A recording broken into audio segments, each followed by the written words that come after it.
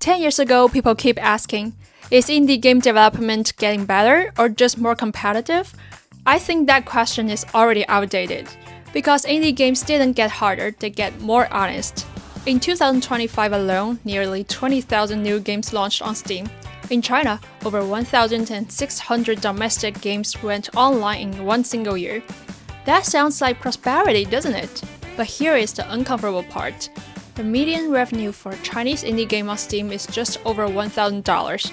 So what happened? The ecosystem finally grew up. Platforms exist, publishers exist, funding exists, events, festivals, accelerators, all there. And actually, that's exactly why we're heading to Shenzhen Big Indie Game Show this weekend. Not because it's flashy, but because it shows what indie development really looks like today. All are local teams, playable builds, clear pitches, no illusions. Take REPO, a small 4-person team game that topped 2025 sales charts. Its success wasn't just luck.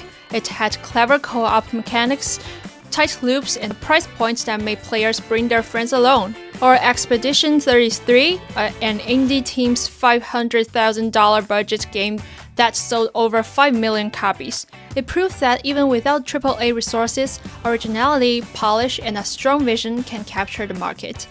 10 years ago, making an indie game felt like buying a lottery ticket. You ship something small, get featured by Apple or Steam, and suddenly your life changes. That era is gone. Today, indie development looks less like a dream and more like a startup. Players are smarter, algorithms are colder, and visibility is no longer free. Ironically, that's also why indie games are winning culturally. Look at the Game Awards, more indie nominations than ever. Players voting for single-player, one-time experiences. Games that feel personal, complete, finished. While big studios spend 10 years and hundreds of millions chasing forever games, indie teams ship faster, take creative risks, and move on. So I believe that when you walk the floor at events like Big Indie Game Show in Shenzhen, you feel this shift immediately. No one's waiting to be discovered. They're testing, iterating, selling, listening. Here's the real shift no one talks about. Indie games didn't become harder to make. They become harder to lie to yourself about. You can't just say, I'll figure out the marketing later. You can't rely on platforms to save you. You can't confuse passion with a business plan.